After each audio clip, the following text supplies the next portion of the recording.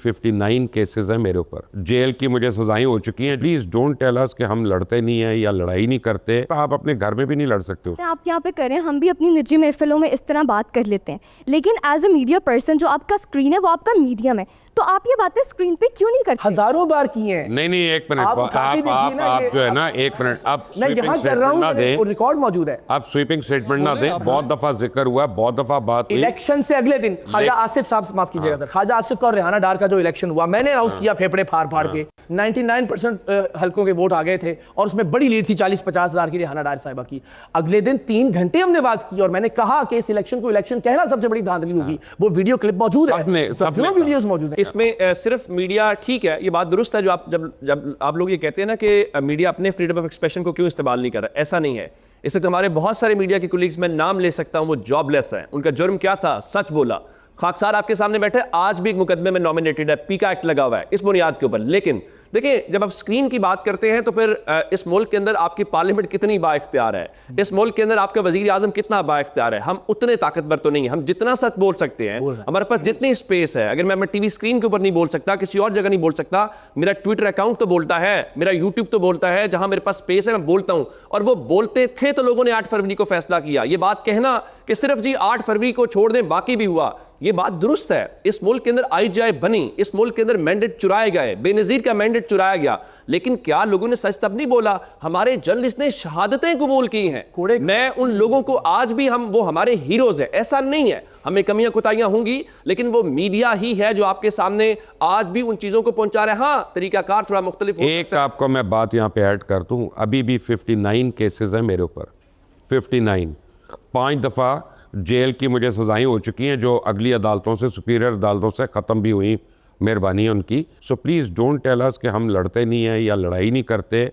But जो method आप समझ रही है ना, वो नहीं हो सकता। आप अपने घर में भी नहीं लड़ सकते उस तरह, जिस तरह आप मुझे कह रहे हैं। आप अपनी क्लास में नहीं उस तरह लड़ सकते। एक लड़ाई होती है एवोल्यूशन के तहत और एक लड़ाई होती है रेवोल्यूशन। हम रेवोल्यूशन नहीं ला रहे हैं, हम रिपोर्टिंग कर रहे हैं, हम एनालिसिस दे रहे हैं उसको। Please try and understand. जी, मेरा सवाल सर इकरारुल हसन से है कि क्या हमारा तालीमी इदारा तुलबा को इस तरह तैयार करता है कि वो पावर को क्वेश्चन करें, अथॉरिटी को क्वेश्चन करें? बिल्कुल नहीं करता, ज़ाहिर है, यही तो हम बात कर रहे हैं। और ख़ास तौर पर इसको यकीनी बनाया गया, न सिर्फ ये कि जो हमारा निज़ाम है उसने भी मेक श्योर किया कि तलबा जो है उनको किसी तरह का फहम ना मिले, सिवाय इसके कि हम यानी उनकी पार्टी और उनके लीडर से मुतल्लिक। देखिए ना, आपको ये बार बार जुमले बताए गए, मैं बार बार ये बात करता हूँ कि आपके जहन में जो 2 जुमले जहर की तरह घोल दिए गए ना, वो एक तो ये कि लीडर तो एक ही होता है। एक जुमला बताया गया कि लीडर तो सदियों में पैदा होता है। ये सिर्फ इसीलिए था कि आप कहीं ये ना सोच लें कि आप भी लीडर हो सकते हैं। सिर्फ आप गाड़ियों के पीछे भागते रहे, आप गाड़ियों के दरवाजे खोलते रहे, आप इनके पोस्टर चिपकाते रहे, आप इनके लिए सोशल मीडिया पे कैंपेन करते रहे, दूसरों को गालियां देते रहे और इनके लिए जीवे जीवे और आवे आवे के नारे लगाते रहे।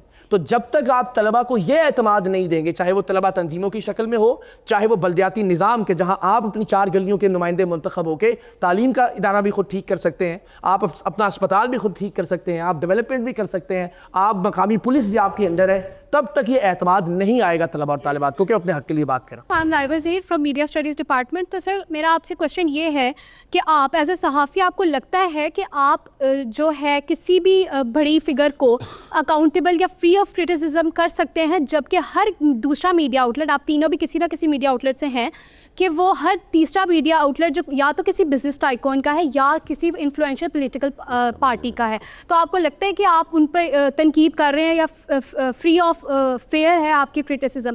और सेकेंडली मेरा ये क्वेश्चन है कि आए रोज़ जो जर्नलिस्ट कम्युनिटी है, इस पर हमले किए जाते हैं, लेकिन या तो वो इग्नोर कर दिए जाते हैं या अनपनिश। आपको लगता है हम एज अ मीडिया स्टडीज़ कल हमें लगता है कि हमारे हालात हैं कि हम कल बोल सकें?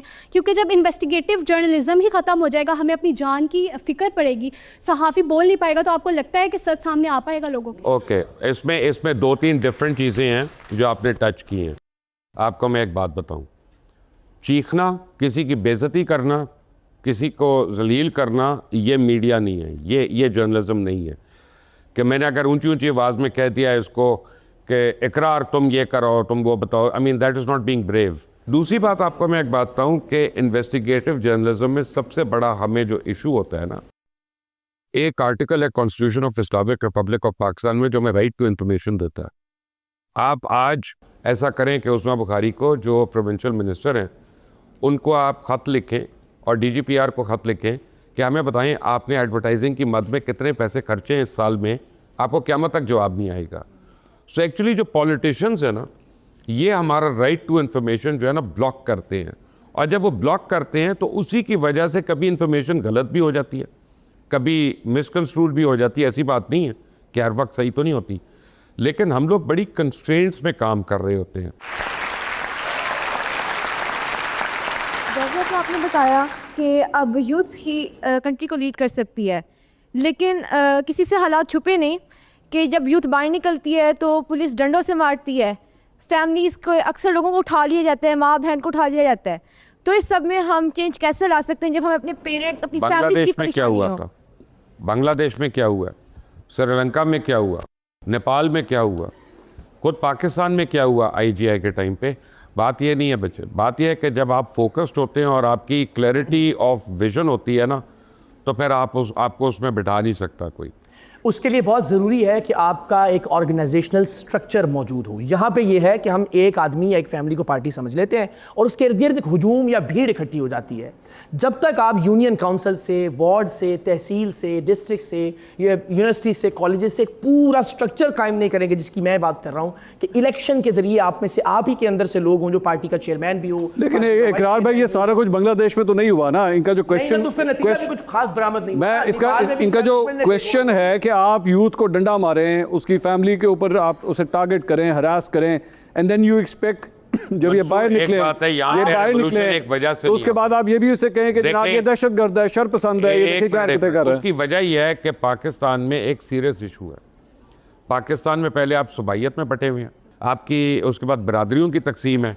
अगर आज फ़र्ज़ करें मैं किसी के हक़ के लिए खड़ा होता हूँ तो पूरा बलूचिस्तान और KPK शायद वो मेरे साथ रेजोनेट ही नहीं करता। वो कहता है पंजाब की लड़ाई है। मुबशिर भाई, they were देखें, different जब times। तक आज आपकी ये जो यूथ यूनिफॉर्म बैठी नहीं हुई होते है ना, आई डोंट थिंक इनमें इस किस्म की कोई डिविजन है। नहीं, इनमें नहीं है, लेकिन जब वो बाहर निकलेंगे तो बाकी लोग नहीं मिलेंगे ना साथ में, ये कह रहा हूँ। ठीक। देखिए, इस वक्त क्रिकेट आपकी वाहिद बाइंडिंग फोर्स है जिसको यूनिवर्सली पूरे मुल्क में एक्सेप्ट कर लिया जाए। And going against India. अच्छा, जो And going against India. जो सवाल है कि पाकिस्तान के नौजवान क्या करें, पाकिस्तान के नौजवान वही करें जो 8 फरवरी को किया, जब मौका मिले बार बार करें, इसके अलावा आपके पास कोई हल नहीं। और वोट की बुरी का बलूचिस्तान के अंदर जब से पाकिस्तान बना है तो उसकी शख्सियत का, उसकी लैंड का इस्तेसाल किया गया।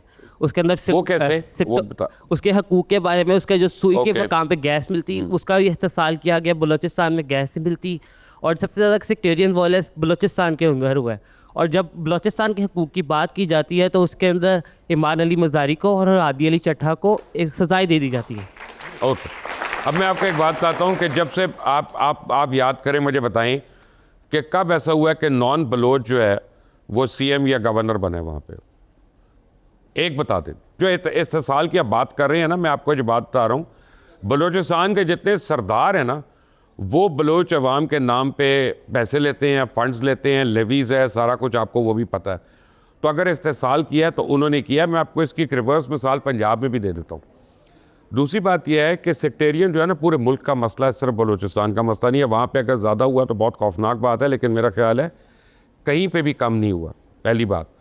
दूसरी बात आपको बताता हूँ कि 18 वज़ीर आला और गवर्नर साउथ पंजाब से पंजाब के बने हैं। 18 वज़ीर आज़म बन चुका है साउथ का, स्पीकर नेशनल असम्बली बन चुका है, डिप्टी चेयरमैन सेनेट बन चुका है, लेकिन साउथ एहसास महरूमी का शिकार है साउथ पंजाब जो है। क्यों? आपके अपने लोग आपको मार रहे हैं वहाँ पे, और आप उनके आगे, सरदारों के आगे जी सही मेडा सही करके बैठे रहते हैं। ये आपको लाहौर है जो आवाज़ देता है, ये आपको इस्लामाबाद है जो आवाज़ देता है। अपने इलाकों में जाके अपने सरदारों के सामने ज़रा खड़ा होकर दिखाई मुझे, मैं मानूंगा जमहूरियत है वहाँ। ठीक।